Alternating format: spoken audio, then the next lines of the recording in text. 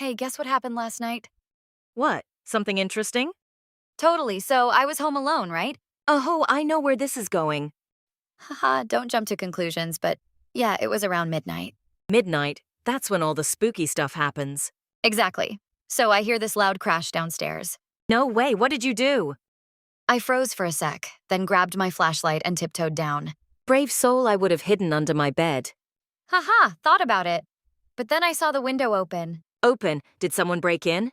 That's what I thought, but turns out it was just the wind. Phew, for a moment I thought you were in a horror movie. I know, right? My heart was racing. Always an adventure with you. Maybe double check the windows next time. Definitely a good idea. No more midnight scares for me. Haha, glad you're okay though.